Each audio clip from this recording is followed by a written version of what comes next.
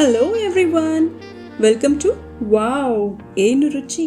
So ಇವತ್ತು ನಾನು share ಮಾಡ್ತಾ ಇರೋ ರೆಸಿಪಿ ನಿಮ್ಮ ಎಲ್ಲರ ಅಚ್ಚುಮೆಚ್ಚಿನ ಬಾಸುಂದಿ. ಅದರ ಸ್ಪೆಷಾಲಿಟಿ ಏನು ಅಂದ್ರೆ, ನಾವು ಇಲ್ಲಿ 2 ಕಪ್ ಹಾಲು ಬಳಸ್ತಾ ಇದೀವಿ. ಆ 2 ಕಪ್ ಹಾಲಿಂದ ನಾವು ರೆಡಿ ಮಾಡ್ತಾ ಇರೋದು ಬಾಸುಂದಿ ಕ್ವಾಂಟಿಟಿ ಕೂಡ 2 ಕಪ್ ನಷ್ಟೇ ಆಗಿರುತ್ತೆ. ಅದೇ ಇಲ್ಲಿರೋ ಸೂಪರ್ ಟ್ವಿಸ್ಟ್. ಹಾಗಂತ ಇದ್ರ ಟೇಸ್ಟ್ ಹೇಗಿರುತ್ತೋ ಅನ್ಕೋಬೇಡಿ.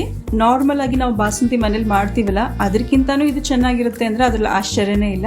ಸೊ ನೀವು ತಿಳ್ಕೊಬೇಕಾ ಹೇಗ್ ಮಾಡ್ಬೇಕು ಅಂತ. ಹಾಗಿದ್ರೆ ನಮ್ಮ ವಿಡಿಯೋನ ಸ್ಕಿಪ್ ಮಾಡ್ದಿರೆ ನೋಡಿ ಬನ್ನಿ. ಹಾಗಿದ್ರೆ ನೋಡೋಣ ಹೇಗ್ ಮಾಡೋದು ಅಂತ.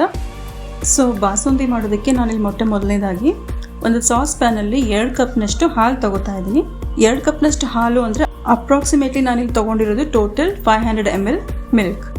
ಸೊ ಈ ಹಾಲಿನ ಜೊತೆ ಹಾಲಿನ ಕೆನೆ ಕೂಡ ಹಾಕೋತಾ ಇದ್ದೀನಿ. ಸೊ ಇವಾಗ ಏನ್ ಮಾಡ್ಬೇಕು ಅಂದ್ರೆ ಈ ಹಾಲನ್ನ ಬಾಯ್ಲ್ ಮಾಡೋಣ. ಜೊತೆಗೆ ನಾನಿಲ್ಲಿ 1 ಟೀ ಸ್ಪೂನ್ ಅಷ್ಟು ಮೊಸರು ಕೂಡ ಹಾಕೊಳ್ತಾ ಇದ್ದೀನಿ. ಇದು ಯಾಕೆ ಹಾಕೋತಾ ಇದ್ದೀನಿ ಅಂದ್ರೆ, ಲೇಯರ್ ಅಲ್ಲಿ ಕೆನೆ ಇರುವಂತ ಬಾಸುಂದಿ ಯಾವಾಗಾದ್ರೂ ತಿಂದಿದ್ದೀರಲ್ಲ, ಎಷ್ಟು ಚೆನ್ನಾಗಿರುತ್ತೆ. ಸೊ ಇದರಿಂದ ಅದೇ ಎಫೆಕ್ಟ್ ಬರುತ್ತೆ, ಅದಕ್ಕೆ ನಾನಿಲ್ಲಿ ಮೊಸರು ಹಾಕೊಳ್ತಾ ಇದ್ದೀನಿ. ಸೊ ಮುಂದೆ ಏನ್ ಮಾಡ್ಬೇಕು ಅಂದ್ರೆ, ನಾನು ಈಗ ಒಂದು ಬೌಲ್ ತಗೊಂಡಿದ್ದೀನಿ. ಈ ಬೌಲ್ ನಲ್ಲಿ 2 ಟೇಬಲ್ ಸ್ಪೂನ್ ಅಷ್ಟು ಗೋಧಿ ಹಿಟ್ಟು ಹಾಕೋತಾ ಇದ್ದೀನಿ.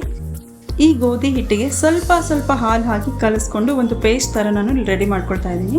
ಸೊ ಬೇಸಿಕ್ ಮೆಜರ್ಮೆಂಟ್ ಅಂದ್ರೆ 1 ಕಪ್ ಹಾಲಿಗೆ 1 ಟೇಬಲ್ ಸ್ಪೂನ್ ಗೋಧಿ ಹಿಟ್ಟು. ಅದೇ ತರ ನಾನಿಲ್ಲಿ 2 ಕಪ್ ಹಾಲು ತಗೊಂಡಿರೋದ್ರಿಂದ 2 ಟೇಬಲ್ ಸ್ಪೂನ್ ಗೋಧಿ ಹಿಟ್ಟು ಹಾಕೊಳ್ತಾ ಇದ್ದೀನಿ. ಇದನ್ನ ನಾವು ಕಲಿಸ್ಬೇಕಾದ್ರೆ ಒಂದು ಸ್ವಲ್ಪನೂ ಲಂಪ್ಸ್ ಇರದ ಹಾಗೆ ಕಲಿಸ್ಬೇಕು. ಸೊ ಇವಾಗ ನಮ್ಮ ಸ್ಲರಿ ರೆಡಿ ಆಗಿದೆ. ಇದನ್ನ ಪಕ್ಕಕ್ಕಿಡೋಣ. ಇಲ್ಲಿ ನೋಡಿ, ಹಾಲು ಚೆನ್ನಾಗಿ ಕುದಿತಾ ಇದೆಯಲ್ಲ.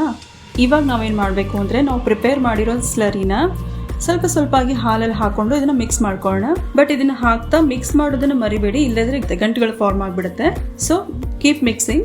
ಸೊ ಮುಂದೆ ಏನ್ ಮಾಡ್ಬೇಕು ಅಂದ್ರೆ, ಈ ಹಾಲನ್ನ ಲೋ ಫ್ಲೇಮ್ ನಲ್ಲಿ ಹೀಗೆ ಸ್ವಲ್ಪ ಕುದಿಯೋದಕ್ಕೆ ಬಿಡೋಣ. ಈ ಹಾಲು ಕುದಿತಾ ಇರುವಾಗ ಕೆನೆ ಪಾತ್ರೆಗೆ ಅಂಟ್ಕೊಂಡ್ಬಿಡುತ್ತಲ್ಲ, ಅದನ್ನ ನೀಟಾಗಿ ಬಿಡಿಸಿ ಇದನ್ನ ಹಾಲಲ್ಲೇ ಸೇರಿಸಿ, ಅವಾಗ ನಮ್ಮ ಬಾಸುಂದಿ ಕೆನೆ ಭರಿತವಾಗಿ ತುಂಬಾ ಟೇಸ್ಟಿಯಾಗಿ ರೆಡಿ ಆಗುತ್ತೆ. ಸೊ ನೆಕ್ಸ್ಟ್ ನಾನು ಇದಕ್ಕೆ ಕಟ್ ಮಾಡಿರೋ ಡ್ರೈ ಫ್ರೂಟ್ಸ್ ಹಾಕೊಳ್ತಾ ಇದ್ದೀನಿ.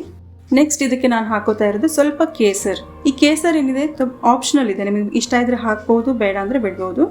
ಸೊ ಇದೆಲ್ಲ ಹಾಕಾದ್ಮೇಲೆ 5 ರಿಂದ 10 ನಿಮಿಷ ಇದನ್ನ ಲೋ ಟು ಮೀಡಿಯಂ ಫ್ಲೇಮ್ ಅಲ್ಲಿ ಕುದಿಯೋದಕ್ಕೆ ಬಿಡೋಣ.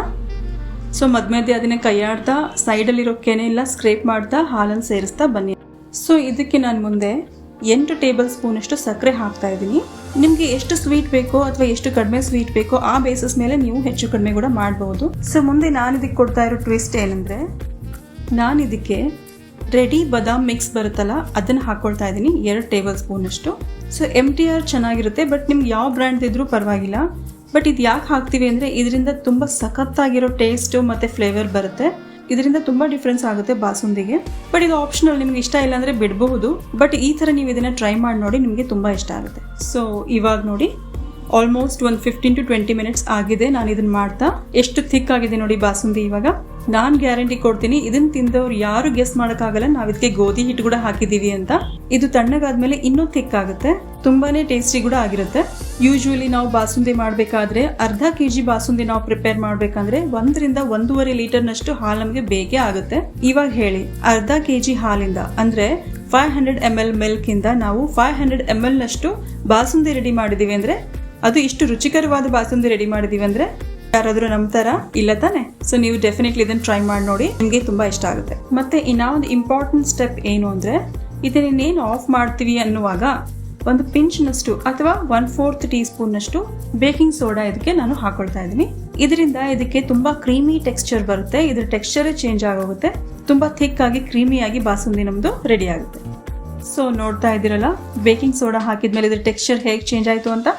ಎಷ್ಟು ಥಿಕ್ ಆಗಿ ಎಷ್ಟು ಕ್ರೀಮಿಯಾಗಿ ಅನಿಸ್ತಾ ಇದೆ. ಸೊ ಸೋಡಾ ಹಾಕಿ ಇದನ್ನ ಬಾಯ್ಲ್ ಮಾಡಿದ್ಮೇಲೆ ಓನ್ಲಿ 2 ಮಿನಿಟ್ಸ್ ಅಷ್ಟೇ ನಾನು ಇದನ್ನ ಆಫ್ ಮಾಡಿಬಿಡ್ತೀನಿ. ಸೊ ನಮ್ಮ ಸೂಪರ್ ಡಿಲಿಷಿಯಸ್ ಬಾಸುಂದಿ ಈಗ ಪೂರ್ತಿಯಾಗಿ ರೆಡಿ ಇದೆ ಸರ್ವ್ ಮಾಡೋದಕ್ಕೆ. ನಾನು ಇದನ್ನ ಪ್ರಿಫರ್ ಮಾಡೋದು ಚಿಲ್ಡ್ ಆಗಿ ತಿನ್ನೋದು. ಸ್ವಲ್ಪ ಒಂದ್ 2-3 ತಾಸು ಇದನ್ನ ಫ್ರಿಡ್ಜ್ ನಲ್ಲಿ ಆಮೇಲೆ ನೀವು ಸರ್ವ್ ಮಾಡಿದ್ರೆ ಇದ್ರ ಟೇಸ್ಟ್ ಡಬಲ್ ಅನ್ಸುತ್ತೆ. ವರ್ಕಿಂಗ್ ವುಮೆನ್ಗೆ ಅಥವಾ ಹರಿಬರಿಯಲ್ಲಿ ಯಾರಿಗಾದ್ರೂ ಬಾಸುಂದಿ ತಿನ್ಬೇಕು ಅಂತ ಅನ್ಸಿದ್ರೆ, ಅದಕ್ಕೆ ಪ್ರಿಪರೇಷನ್ಗೆ ತುಂಬಾ ಟೈಮ್ ಇಲ್ಲ ಅಥವಾ ಮನೇಲಿ ತುಂಬಾ ಹಾಲಿಲ್ಲ ಅಂದಾಗ ಈ ತಟ್ಟನೆ ಮಾಡ್ಕೊಳ್ಳೋಂಥ ಈ ಬಾಸುಂದಿ ರೆಸಿಪಿ ನೀವು ಡೆಫಿನೆಟ್ಲಿ ಇಷ್ಟಪಡ್ತೀರಾ. ಇದನ್ನ ಟ್ರೈ ಮಾಡಿ ನೋಡಿ. ಹಬ್ಬ ಹರಿದಿನಗಳಲ್ಲಿ ಕೂಡ ಇದನ್ನ ನೀವು ಮಾಡ್ಬಿಡ್ಬೋದು ನೆನ್ಸ್ಕೊಂಡ ತಕ್ಷಣ. ಇವತ್ತಿನ ಈ ರೆಸಿಪಿ ನಿಮ್ಗೆಲ್ಲ ತುಂಬಾ ಇಷ್ಟ ಆಗಿದೆ ಅನ್ಕೊಂಡಿದೀನಿ. ಹಾಗಿದ್ರೆ ನಮ್ಮ ಚಾನಲ್ನ ಸಬ್ಸ್ಕ್ರೈಬ್ ಮಾಡಿ, ಈ ನಮ್ಮ ರೆಸಿಪಿನ ತುಂಬಾ ಶೇರ್ ಮಾಡಿ.